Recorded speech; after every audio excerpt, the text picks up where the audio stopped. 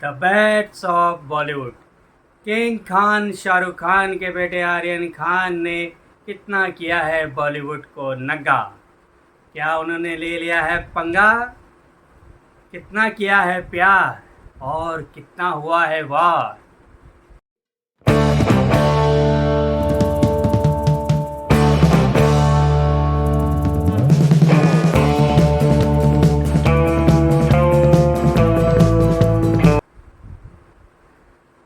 नमस्ते, हेलो, आदाब, सत श्री अकाल। मैं आपका अपना विशाल वर्मा और सिने ब्लूज के द बैट्स ऑफ बॉलीवुड के रिव्यू में आप सबका हार्दिक स्वागत है।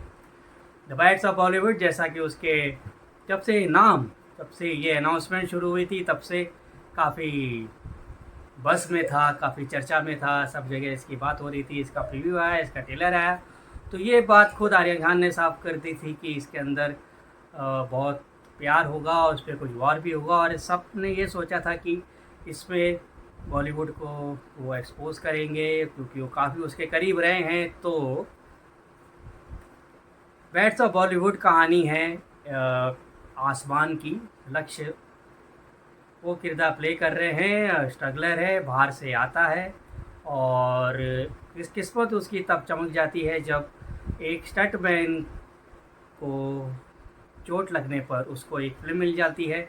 वो फिल्म उस आउटसाइडर की वो फिल्म हो जाती है हिट। और इस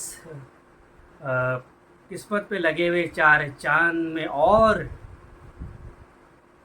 चार चांद लग जाते हैं जब एक उसकी फ़िल्म की सक्सेस की पार्टी में उसे 3 फिल्म का ऑफ़र देते हैं उसके प्रोड्यूसर फेरी दारूवाला, जिसका रोल प्ले कर रहे हैं मनीष चौधरी। ये बहुत ही पॉपुलर फिल्म प्रोड्यूसर है, बहुत इसका नाम है और जितना इसका नाम है उससे कई ज़्यादा इसका ईगो। फिल्म के सक्सेस पार्टी में बहुत से नामी सितारे आते नज़र आते हैं। वहीं पे हमको नज़र आते करण जौहर, वहीं पे रणवीर सिंह और साथ में नज़र आते हैं सुपरस्टार अजय तलवार, जिसका रोल प्ले कर रहे हैं बॉबी देओल। लक्ष्य ये सोच के फिल्म कर लेते हैं कि अभी मामला गर्म है, थोड़ा गर्म है तवा, जो मार लेते हैं अपना चांस, सेक लेते हैं पराठा, मार लेते हैं थोड़ा। लेकिन उसकी जो मैनेजर है, अभी ये अलग मुद्दा है अन्या, जो कि अभी ये मुद्दा है कि ये भैया पहली पिक्चर कर रहा है और ऑलरेडी एक मैनेजर उसके साथ। अभी ये जिसको कितनों को ये बात पसंद आए, हजम होए, वो बात अपनी जगह है। तो वो उसको मना करते बोलते कि नहीं, अभी तुम्हारा टाइम है, अभी तुम्हारा टाइम आने वाला है, तो जल्दी से डील साइन मत करो। पर लक्ष्य वो डील साइन कर लेता है आसमान। और तभी उसकी जो मैनेजर है वो करण जौहर को इम्प्रेस करने की सोचती है। करण जौहर इम्प्रेस तो होते, लेकिन इतना नहीं कि उसको फिल्म में ले ले। लेकिन आगे जाके कुछ ऐसा होता है कि करण जौहर इम्प्रेस हो जाते हैं और उसे अपनी आने वाली अगली लव स्टोरी में लेने के लिए तैयार हो जाते हैं। ये वो लव स्टोरी है जिसमें करण जौहर लॉन्च करने वाले हैं एक सुपरस्टार यानी कि अजय तलवार, बॉबी देओल की बेटी को, और जिसका रोल प्ले कर रही है सहर बम्बा। अब आसमान करण जौहर की लव स्टोरी करने वाले हैं। अब इस बात को लेके क्या फ्रेडी जो है तैयार होंगे?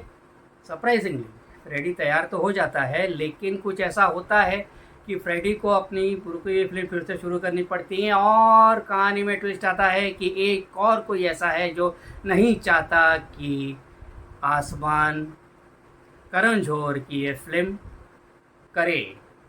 तो आउटसाइडर, नेपोटिज़म, बॉलीवुड में जो पॉलिटिक्स होती है, जो खींचातानी होती है, जो इसके अंदर जो भी होता है, stage bed fellow, stage partners का कौन किसका कब दोस्त बन जाए, कब दुश्मन बन जाए, ये सारी बातें हम जो देखते सुनते आ रहे हैं वो सब इसमें आर्यन खान ने अपनी तरह से दिखाने की कोशिश की है। सबसे इसकी जो सबसे बड़ी ख़ास बात है, वो सबसे बड़ी बात यह है कि जो उन्होंने प्रॉमिस किया था अपने प्रीव्यू में, ट्रेलर में, वो काफ़ी हद तक उन्होंने डिलीवर किया है। The promise has been kept, वादा उन्होंने पूरा किया है। मैंने ये शुरू देखा, 7 एपिसोड की सीरीज़ है, पहला देखना शुरू किया तो उसके बाद जो स्माइल, हल्की सी स्माइल आई, वो धीरे धीरे धीरे धीरे कई कई जगह पर हंसी में भी बदली। और मैं नहीं चाहता था कि मैं ये फ्लो जो है वो तोड़ूँ। 1 से लेके 7 तक पूरा मामला एंटरटेनिंग है। इसके अंदर बहुत एक स्पूफी है, पैरोडी है, मजाक बनाया गया है अपनी ही फिल्म इंडस्ट्री का, वो इंडस्ट्री जिसके बीच आ रहे जहाँ पले बड़े हुए, उसी का उन्होंने मजाक बनाने की उन्होंने हिम्मत की है। और इसके अंदर बहुत से कैमियोज़ हैं, और सबसे जो ज़बरदस्त कैमियो हैं वो है इमरान हाशमी का। और करण जौहर का जो है, करमन हाशमी का, उसके बारे में ज़्यादा नहीं कहूँगा, लेकिन वो एक हाईलाइट है। और साथ में जो है इसके अंदर करण जौहर का जो जो इसके अंदर जो पार्ट है वो भी एक इसको कैमियो नहीं कहा सकता, हालांकि पूरी कहानी के एक मुख्य किरदार में से, मेन कैरेक्टर्स में से एक है। और उनका भी अच्छा यूज़ किया गया है, अच्छा काम उन्होंने किया है। और जब वो डायलॉग जब करण जौहर के मुंह से ये निकलता है कि don't mess with the movie mafia, तो मूवी माफिया जब करण जौहर बोलता है तो बात आप भी समझ रहे हो, मैं भी क्या कहना चाह रहा हूँ, कि एकदम सही लैंड करती है कि मूवी माफिया कौन है और किस पे इशारा किया गया है। अपने ऊपर ही जोक मारे जा रहे हैं और वो सटीक बैठते हैं। इस ह्यूमर इसका आगे जाके ये ह्यूमर एडल्ट होता है, ये ह्यूमर क्रूड भी होता है। तो भैया ऐसा है कि जब आप देखने जाएं तो एडल्ट है, प्रॉपरली एडल्ट है। और पेरेंट्स विदाउट पेरेंट्स वाला जो है, वो parent with family without family जो है वो ज़रूर करना, क्योंकि ये वाकई में एडल्ट है। तो और भी इसके अंदर कैमियोज़ हैं जो इसके अंदर हंसी आती है। रणवीर सिंह का जो कैमियो है, जो फ्रैक्चर लगा के जाते हैं, that is hilarious. Imran Hashmi का जो है वो हाईलाइट है। आमिर खान और राजा मौली का जो कैमियो एक आता है इटली ट्रेलर में भी, जिन्होंने देखा उन्होंने देखा कि ट्रेलर और वड़ा पाव और इडली सांभर वाला जो डिस्कशन था वो भी बहुत ही सही तरीके से बैठा जाता है। और नेपोटिज्म की दुनिया और नेपोटिज्म के बाहर की ये दुनिया, आउटसाइडर और इंडस्ट्री की जो पॉलिटिक्स है, एक सुपरस्टार की तरह बॉबी देओल इसको प्लेस किया गया है। तो सुपरस्टार है, वो पूरी इंडस्ट्री को अपने हाथ में कंट्रोल करना चाहता है। एक बहुत बड़ा प्रोड्यूसर है, वो चाहता है कि इंडस्ट्री स्टार उसके अंडर हो। तो ये जो पावर प्ले जो इंडस्ट्री में चलता है उसको एक तरह से दिखाया गया है और सटीक तरह से दिखाया गया है, लेकिन उतना एक्सपोजर नहीं है जितना कि हमने सोचा था। कि जिस तरह से हमको लगा कि क्योंकि इंडस्ट्री के अंदर है आर्यन खान, तो बहुत ज़्यादा कुछ ऐसा डार्क और ऐसा कुछ एक्सपोज कर देंगे जो कि हमने सोचा नहीं था। वैसा कुछ नहीं है। ये जो एक्सपोजर है, ये एक्सपोजर हम करण जौहर की जो शो टाइम जो आई थी वेब सीरीज़ में, जिसमें इमरान हाशमी उसमें देख चुके हैं। ज़ोया अख्तर की फिल्म लक बाय चांस में हम ये देख चुके हैं। और प्राइम वीडियो की जो क्लासिक एक फिल्म इंडस्ट्री पे वेब सीरीज़ थी पुराने ज़माने की, उसके अंदर भी हम ये सब कुछ जुबली, उसके अंदर भी हम लोग ये सब कुछ देख चुके हैं। तो उतना खुलासा ऐसा नहीं है, लेकिन हाँ जो ह्यूमर है, जो क्रूड ह्यूमर है, जो पैरोडी है, जो ये है, वो इसकी ऐसा सोचा नहीं था कि इस तरह का वो करेंगे। तो माइंडसेट आपका वो 20 से 25 साल के बीच का होगा तो ये ह्यूमर आप एंजॉय कर पाओगे। हर एक को ये चीज़ पसंद नहीं आएगी, क्योंकि उसका ह्यूमर वैसा है। और इसके अंदर जो दूसरी ये बात ये है कि इसके अंदर जो बी के बाद जो बी ए के बाद जो 3 स्टार लुढ़गे हैं वो क्या हैं एक्चुअली, ये पता चलता है 7वें एपिसोड में। 7वें एपिसोड में वो तीनों स्टार खुलते हैं कि ये क्या है। और वो जो है बॉस बाय गॉड, वो अलग, वो जो ट्विस्ट है, वो ट्विस्ट मतलब एक अलग ही ट्विस्ट है। किसी ने सोचा नहीं था कि इस तरह का ट्विस्ट आएगा। और वो ही पूरी फिल्म का टाइटल है। हर जगह बाप लोग दिखाई देते हैं, मतलब कहने का मतलब कि आर्यन खान के जो पिता हैं शाहरुख खान, वो नज़र आते हैं। एक कहानी के अंदर एक बाप है जो अपनी बेटी को लॉन्च करना चाहता है। एक बाप है जो कि अपन एक सीधा साधा एक ऐसा बाप है जो अपने बेटे को सक्सेस होते हुए देखने चाहता है। वैसे तो इस तरह से ये पूरी डैडियों की एक परेड है ये पूरी सीरीज़ में, और 7 एपिसोड की सीरीज़ है। मोना सिंह भी इसके अंदर नज़र आएंगे, उनका भी एक अच्छा सा कैरेक्टर है। इसके अंदर फिर आपको नज़र आएंगे अरशद वारसी, जो गफूर भाई अंडरवर्ल्ड के एक कैरेक्टर इसके अंदर प्ले कर रहे हैं। तो ये है इसके पूरा का पूरा लेखा जोखा जो इसके अंदर था। बाकी अंदर जो इसके अंदर क्या ह्यूमर था ये था, और एक पुष्पा जो है, पुष्पा जो वर्ड पुष्पा, उसको लेके जो उन्होंने एक जो ह्यूमर क्रिएट किया गया है बहुत ही वैसा है। अगर हर एक को पसंद नहीं आएगा, मैं पहले भी कह चुका हूँ। तो अब आते हैं इसके परफॉर्मेंस पे देखा जाए तो लक्ष्य ने बहुत अच्छा काम किया है।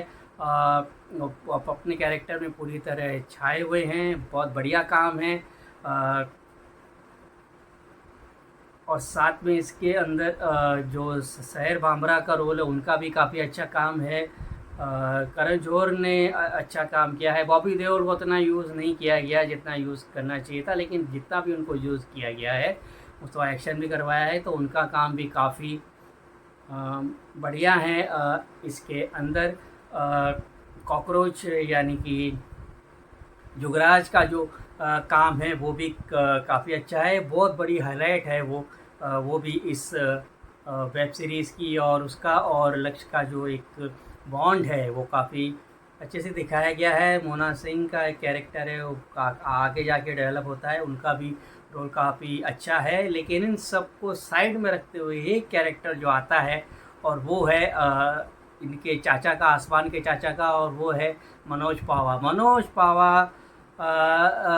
से ये सब एक तरफ और मनोज पावा एक तरफ, ऐसी बात होती है। जब वो बोलता है, वो जो डायलॉग है इसके अंदर जब आता है, बोलता है घंटे का बादशाह, वो एक देखने लायक चीज़ है।